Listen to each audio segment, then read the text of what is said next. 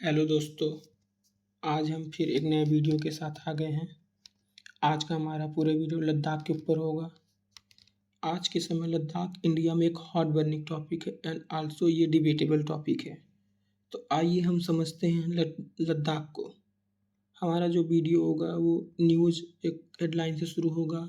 फिर हम लद्दाख की कंडीशंस को समझेंगे, डिमांड्स ऑफ द पीपल समझेंगे, सोनम वांगचुक के बारे में थोड़ा सा जानेंगे, six schedule in the constitution, six schedule को समझेंगे कि कॉन्स्टिट्यूशन में क्या प्रावधान दिए गए हैं, challenges after inclusion in the six schedule, अगर लद्दाख को छठवीं सिक्स शेड्यूल मिलता है तो क्या चैलेंजेस आएंगी और क्या बेनिफिट्स होंगे वो हम देखेंगे। तो आइए हम शुरू करते हैं। तो एक छोटी सी न्यूज़ हेडलाइन से जो आपके न्यूज़पेपरों में बस डिजिटल जितने न्यूज़पेपर हैं यही छप रहा है। Activist Sonam Wangchuk Sunday strike for Ladakh autonomy draws thousands of supporters। Sonam Wangchuk अभी हंगर स्ट्राइक पे हैं। आज लगभग 19th डे है।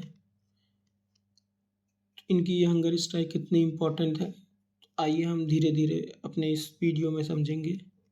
चलिए आगे बढ़ते हैं थोड़ा सा हम और तो देखते हैं कि कंडीशंस ऑफ लद्दाख, जो भी करंट कंडीशंस है वो कैसी हैं और सोनम वांगचुक का क्या कंसर्न है। Melting of glacier, Ladakh and Himalayas form the third pole of the world। अब जब धीरे धीरे ग्लेशियर मेल्ट हो रहा है तो जो ये लद्दाख एंड हिमालयास का रीजन है वो वो थर्ड पोल कहा जाता है। थर्ड पोल इसलिए कहा जाता है क्योंकि जो ये रीजन है, आप मैप में थोड़ा सा देखने समझने को, ये जो पूरा ब्लू कलर में हाईलाइटेड इतना बड़ा रीजन आता है हमारे में, इस पूरे रीजन को हम लोग एक HKH रीजन भी कहते हैं, हिंदुकुश रीजन। तो इस हिंदुकुश रीजन लगभग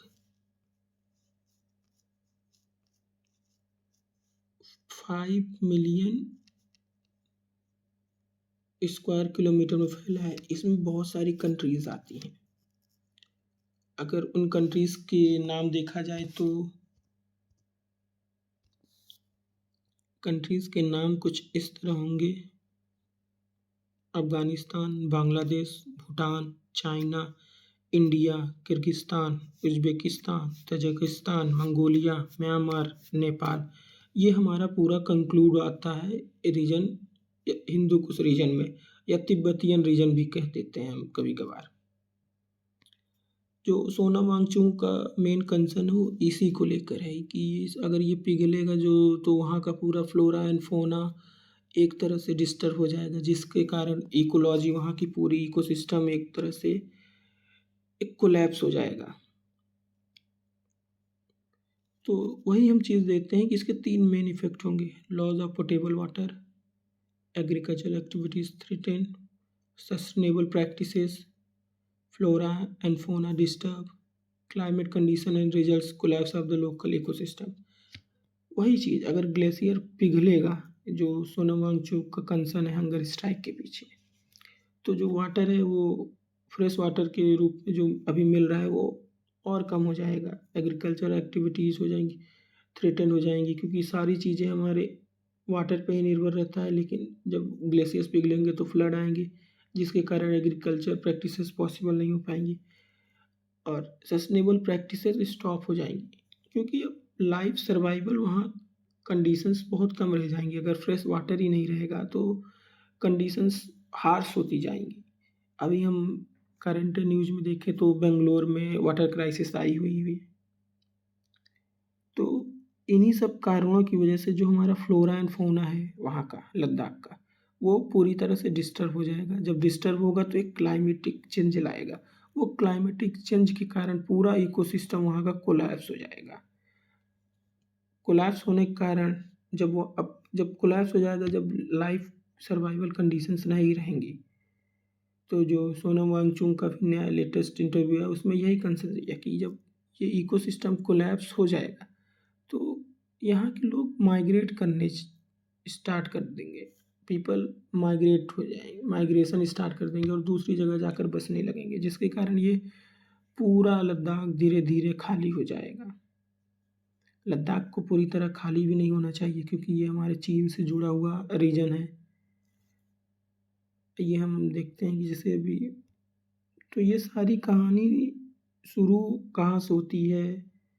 तो ये सारी कहानी शुरू होती है एक एक्ट से, स्टेट रीऑर्गेनाइजिंग एक्ट 2019, जो 5 अगस्त को इम्प्लीमेंट होता है। अब इस एक्ट से हमारी जो धारा है 370 हटाई गई। 370 को इन्वोक किया गया लद्दाख और जम्मू एंड कश्मीर से। जो 370 है वो क्या कहती है, क्या देती है? 370 एक स्टेट को अधिकार देती थी कि वो अपना अलग से लॉ से और सब कुछ बना सकते हैं अपने अकॉर्डिंग। जब ये हटाया गया तो जो हमारा लद्दाख और जम्मू एंड कश्मीर एक यूनियन टेरिटरीज अप्रोच हुआ। आप देखिए मैप में भी देख सकते हैं कि ये जो लद्दाख है और कश्मीर, ये दोनों को एक यूनियन टेरिटरीज कहा गया। तो हम इन्हीं में बात करेंगे लद्दाख की। लद्दाख में 2 मेन काउंसिल्स बनाई गई जब ये यूनियन टेरिटरीज को डेवलपमेंट्स के। एक कारगिल को रखा गया सेंटर, एक लेह को रखा गया।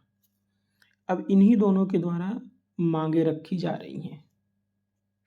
वो डिमांड्स, ये पूरा मैप देख सकते हैं अलग जब इम्प्लीमेंट हो चुका था।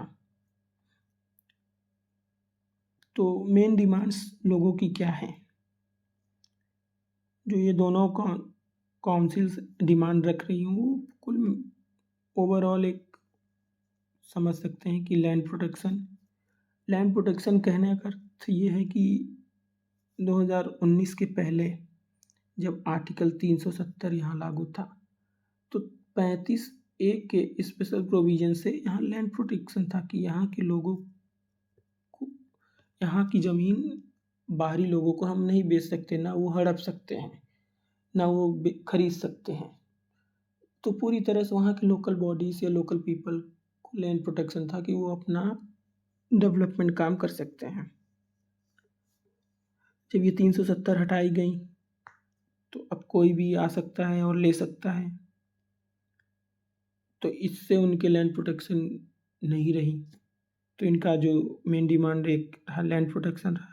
फिर जॉब गारंटीज रही, क्योंकि यूनियन टेरिटरीज में देखा जाए तो जॉब गारंटीज कैसे, क्योंकि अब वहाँ पे ना उनको एक स्टेट बोर्ड दिया गया यूपीएससी का, ना एसएससी बोर्ड दिया गया। तो इनकी मेन डिमांड यही है कि उन्हें एक बोर्ड भी प्रोवाइड किया जाए और उनकी जॉब गारंटीज भी, जो कि अभी जॉब गारंटीज शायद 80% की मांग हो रही है। जो तीसरा मेन कंसर्न या डिमांड है कल्चरल एंड इन्वायरमेंटल प्रोटेक्शन। अब जो ट्राइबल एरियाज हैं उनमें मेन क्या है, उनका मेन कल्चर ही है, कल्चर और इन्वायरमेंट ही है। तो ये उनके प्रोटेक्शन एक्ट को भी डिमांड कर रहे हैं। इनकी जो फोर्थ डिमांड है वो फुल फ्लेज स्टेटहुड की डिमांड है। फिलहाल ये डिमांड अभी इतनी पॉसिबल नहीं है, लेकिन हम थोड़ा सा देखते हैं। अगर लद्दाख फुल फ्लेज स्टेटहुड आता है तो वो 7 शेड्यूल में आ जाएगा। 7 शेड्यूल में ही बात होती है स्टेट के राइट्स में। टोटल 66 राइट्स हैं स्टेट के, इसमें मेंशन किए गए हैं, वो ये अधिकार मांग रहे हैं। और साथ ही में ये इंक्लूजन ऑफ द 6 शेड्यूल भी मांग रहे हैं।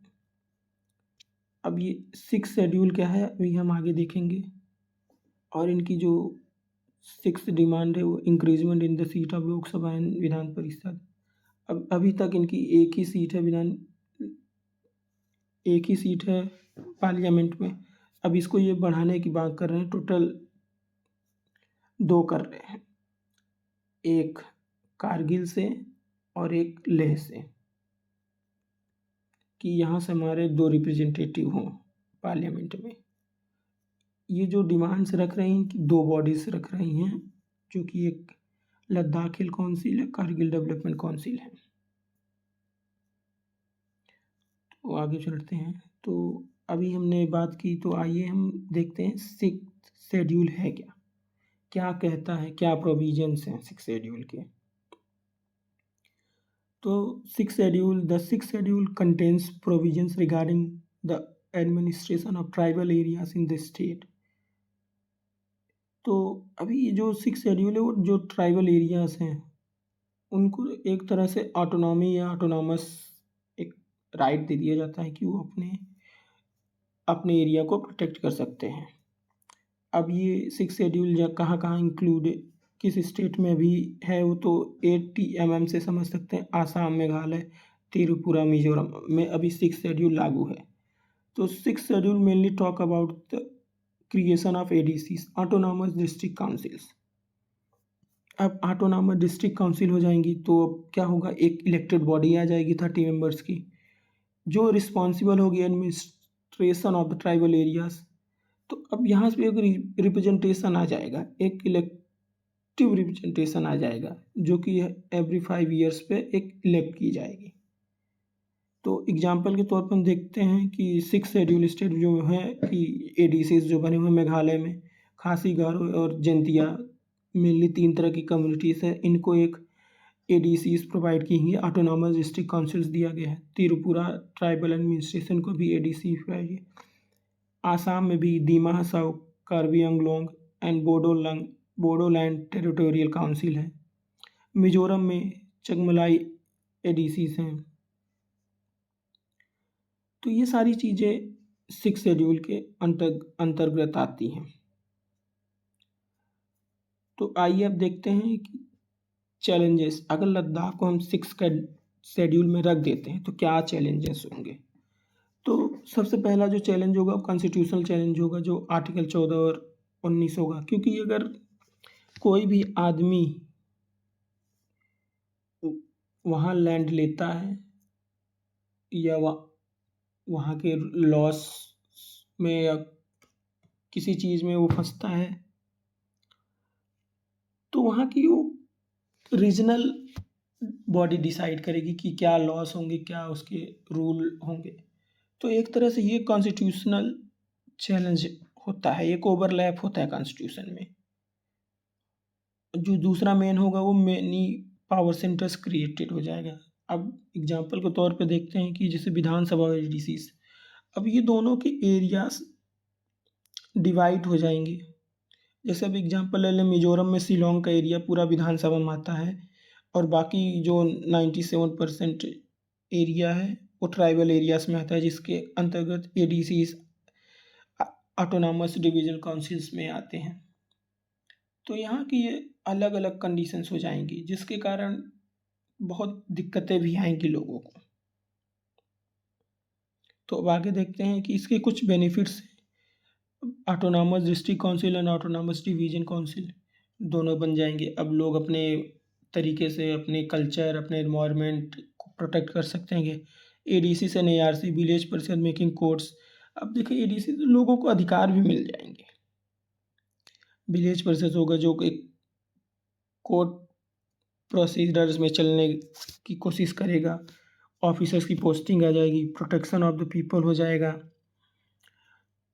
तो ये सारी चीज़ें इनकी कुछ बेनिफिट्स भी हैं। तो आइए अब देखते हैं government wants to give article 371।